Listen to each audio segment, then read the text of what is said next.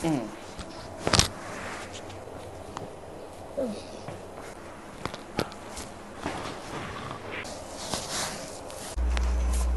Hello.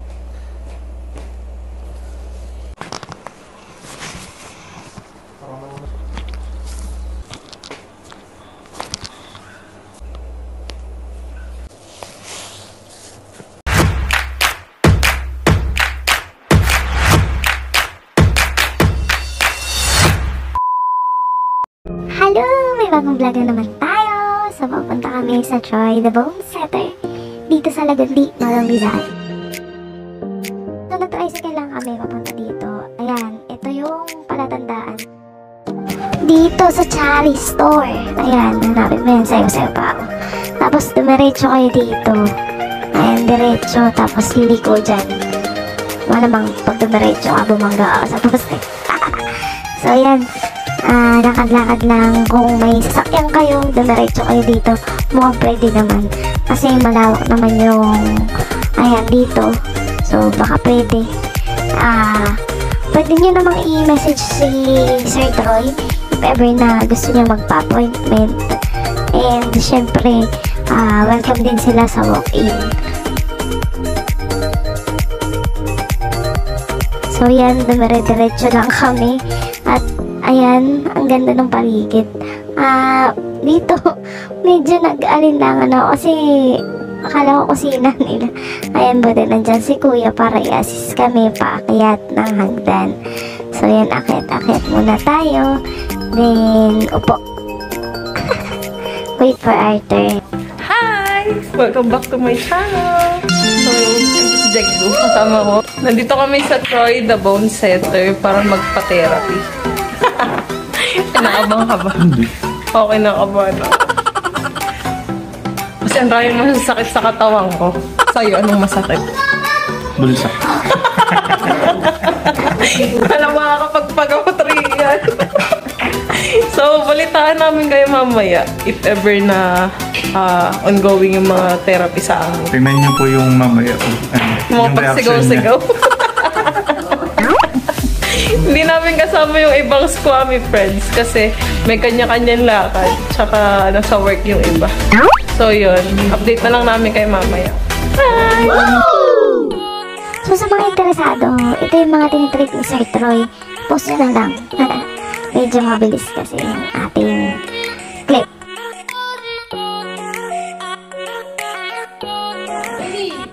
Hello po! Okay, pasok po kayo. Okay na maiwan yung SIM card ko. Opo.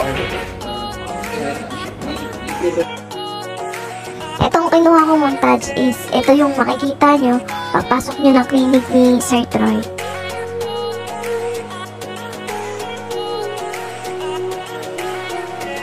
Sa pagkakaalam ko, konti pa silang mga nag-bone setting therapy dito sa ating bansa. At si Sir Troy nga ay nasa top 6 kung hindi ako nagkakamali.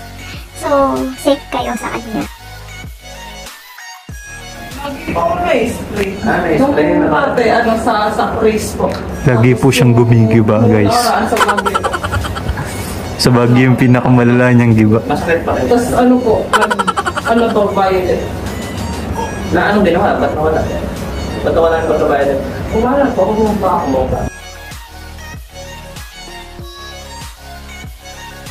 Yun po kasi, pag once na may natapilok kayo, so may misalignments kayo. So kailangan doon, alignment. Hindi po siya ako sa hilot-hilot na so dapat. Pwede po ba yung pagka po, bawa na ganyan, pwede po sa inyo? Yes, yes.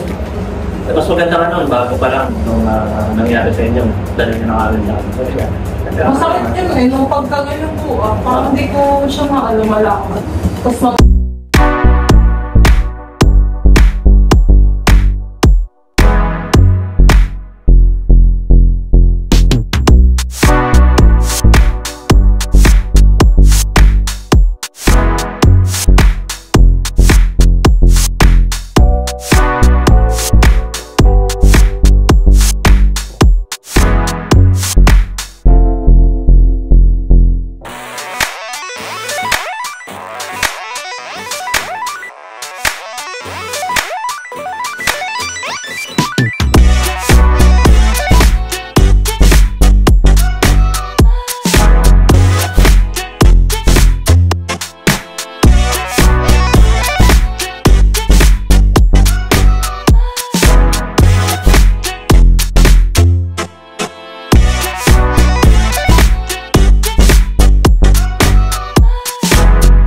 po yung...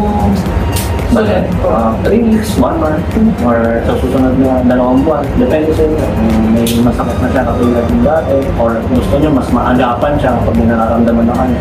Mas maganda maagapan. Maalay na natin. Pero yun.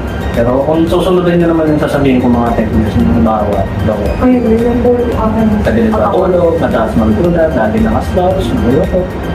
Guilty. Yun kasi yan. Yun kasi Guilty. nakakasakit. Dati. Magkakaroon ng gusto na yan. Pero ngayon, test natin ha. Sabi nyo sa neck pain, lower back, upper back, knee pain, ankle pain. Sabi nyo. Buong ka pa. Gano'n ka talaga ito? Alin po?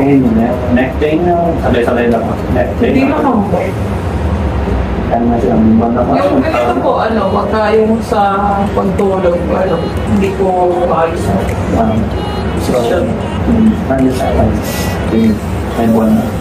Linggo. Tawag. Mga linggo lang. Yung lower back pain. Ito po matagal. Mga ilang buwan ako. Yung Kasi po, alas mag-tutuloy sa work ko. So, talagang nakaupo mo. Yun nga yan. Pag madalas po kasi tayo nakaupo, nagtatayat po yung muscles natin. Lalo na yung hamstring, tapos yung nalalik. Tapos minsan, hindi ko namamanayin ako ganito na pala ako pag-upo. Dapat yun. Kasi nangangalay. Ayun, nangangalay siya kapag nakaupo.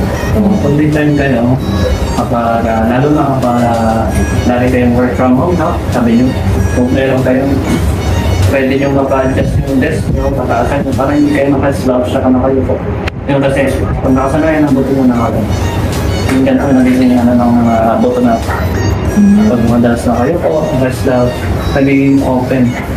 Hindi siya sa naka-lock position, laktaw-laktaw. Once kasi na laktaw-laktaw yan, ito kasi lock position eh, kaya pumasla yun. Ganyan, dikit-dikit siya, compared dito, pinapakita ko.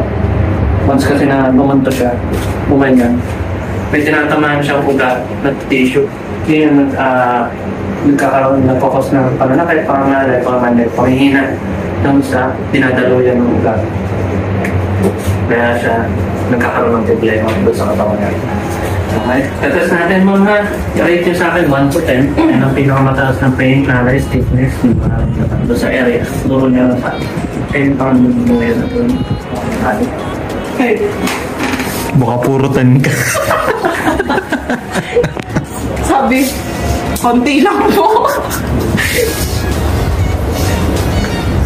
Bakit?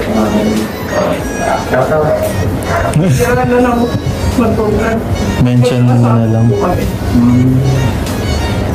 Ngayon lang kayo din nagkasama. Hindi. Every. Okay, sige ma'am, test natin. Tingin na po kayo sa right side. Tingin nyo ngayon. Sa ganyan. Hindi. Wala po. Walang problema. Kabila. Hindi. Patong. Dito. Pamatik ka.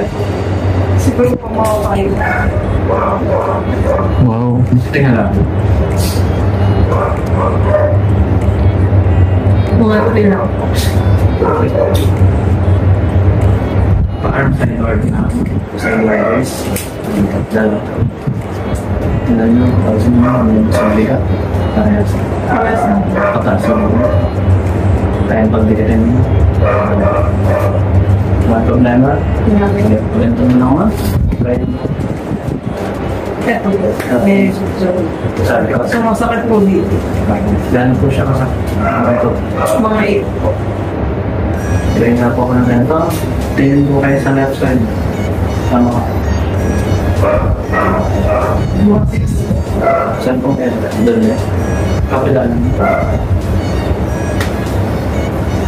Mas masakit po ito 8. Mas masakit. Tayo po.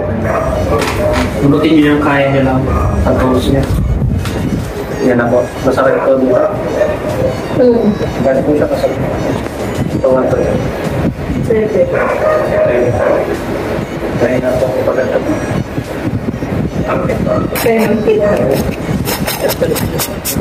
Sa isa. Ito din. Step. Sabi sa inyo guys, purutan. Ito nga.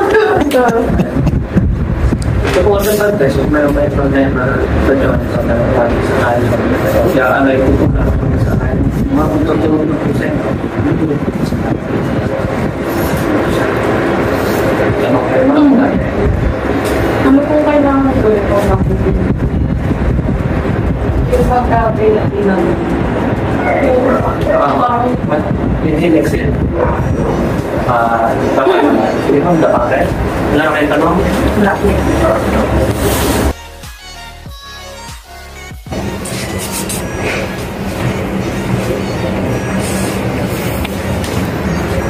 Wala ko pa mga po yun. Wala. Relax ka mga. Massage ka na.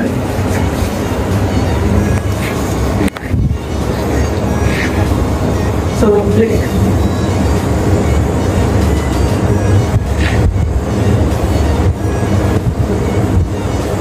Yun, no? Masakit? Masarap po ito. Yung masakit. Never yan. Ano yan? Ba?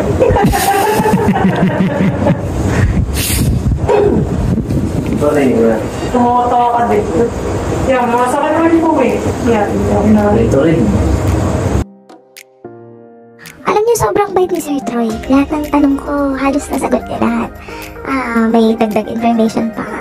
So, punta kayo dito kung gusto niyo ma-relax. At syempre, kung may masakit sa inyong katawan, hindi sa puso ha, hindi siya doktor. So, kung merong masasakit sa katawan niyo, better ipunta niyo dito. Sa mga magtatanong or nagtatanong dyan kung magkano, it's 1.5 per session.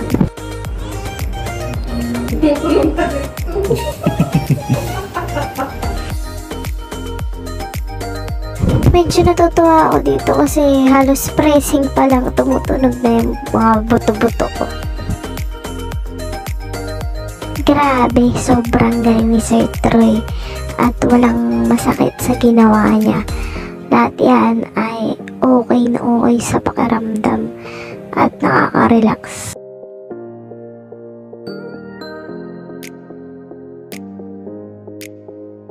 Alam niyo ba, sa lahat ng nagawa sa akin sa therapy, dito lang ako kinabahan sa liig. Hindi dahil sa kinakabahan ako sa kanya, pero kinakabahan ako baka maputol yung liig ko. Baka lang may magtanong sa inyo kung sino yung lalaking yun. Yan yung nagre-record ng mga clips ni Sir Troy para i-post niya sa page niya. Dito pala tinanong kami ni Sir Troy kung nag-stretching pa kami pagkatapos gumising. Ang sagot ko, hindi. Kasi after gumising ay ang hanapin mo na is trabaho talaga. So hindi ka na iisip na mag-stretching talaga. So dapat pala nag-stretching tayo everyday para yung buto natin is okay siya. Lalong-lalo na sa mga work from home, ito yung best para sa atin. Kasi hindi natin nababalad yung mga buto-buto natin. Tapos wala tayong exercise. Ewan ko kung ako lang ba. Pero syempre meron akong katulad. At meron ding naman na nag-gym din.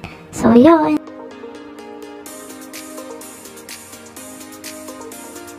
Sobra ako nag-enjoy sa session namin. Hindi ko namalaya na patapos na. Sobrang sarap sa pakiramdam na nalilesen yung sakit sa likod ko kasi yun talaga yung masakit. Saka yung sa paa ko. Sobrang sakit yung sa paa ko mula nung na-aksidente ako dun sa Sacris. Then yung natiko ako sa Baguio. So kung nakita nyo kanina, ay nag-violet siya. Ayan dito. Sobrang tumutunog yan. Ang lakas ng tunog kaya natatawa-tawa ako dyan.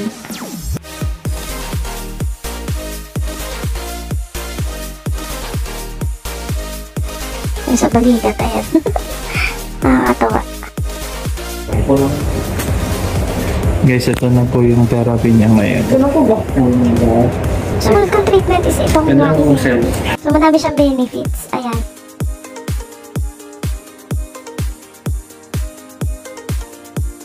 So ito, 30 minutes akong nag-waki therapy. At yun nga. Ayan lang naman yung benefits. Pause nyo na lang ha. So, nag-walkie therapy ako. Si Jeg do yan, bago pa lang sa sala. Fill up siya. So, sarap siya sa pakiramdam. Try nyo. Kasi affordable lang naman yung price, diba, Jeg? Hindi naman daw siya magmamahal. Or hindi tataas yung presyo. Wow. Kasi yung location niya is sa sarili lang niyang bahay. Si Sir. So, turn na ni Jeg do. Hindi ko na sinama yung ibang clip kasi same lang naman yung treatment na ginawa sa amin. So, yan. Mukhang masarap naman talaga siya. Hindi ko na nasama yung clip pero nanginginig kasi yung sa braso niya pag pinapataas. Ngayon yan yung treatment. And after yung treatment, medyo nalesen yung pakinginig ng sa braso niya. Ang galing lang. Sobrang galing. So, sa iba, try nyo na. Ayan, walkie therapy din siya. At, ayan, napakute. Ayan, walkie therapy for 30 minutes. So, yan. Para ka daw nag-exercise. Kapayat ka ba dito? Tanong natin. Tanong natin mamaya. Sige.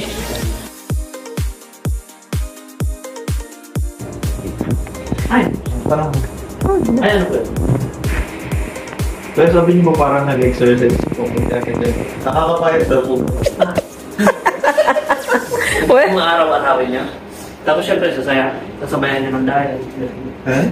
Oo. Kasi parang kayong pina-improve niya yung metabolism niya dito. Magkano pag tanong yung pen? Yeah, abi. Ito. Yan, pag machine kasi, depende kasi. Parang, ito kasi, sinama ko lang talaga siya. Ano na yun, families. Sinama ko lang talaga siya sa dito sa Pali yung 1.5 na yun, doon lang talaga sa ito sinama ko lang, free na. Sa mga hindi may edad na, hindi na nakapag-exercise, nahihirapan na pagtulog. Saan po kaya nabibili? Ito po kasi ano yun hindi ko made in Japan kasi yan. So, hindi ko lang po alam kung saan nila nabili. Parents ko kasi nila. Yun. Kaya, pwede naman yan. Yan kasi, I think, parang may nag-testing yan. Sinigyan ko lang mga 200 kaya. Ayun. Alam mo na. Uupo lang kayo. Kasi, meron sa mall yun dati libre lang. Kaya nga yung parents ko lagi nandun sa mall Naggulat ako, lagi sa bahay. Kasi yung parents ko, may diabetes, tapos yung high blood, gano'n. So, simula na ganito sila. Okay sila. Tapos, sabi, mga testimony sa YouTube, galing stroke, gumaling daw sila. Kasi nga, nasa-circulate ang ayos sa blood. Ito daw yung function ng walkie therapy. Ayan po, thank you po! Thank you sa pagtitiwala sa akin. Thank you po. Try nyo yan. Try nyo po! Effective Sarap po talaga. talaga. Visit lang kayo sa... Nakakalakad na siya ng maayos. Kala mo naman pilay. Dahil umabot ka na dito, pwede bang makisuyo ako i-like ang kanyang Facebook page at i-follow nyo itong kanyang Instagram. So, dito nyo siya i-contact at responsive naman siya.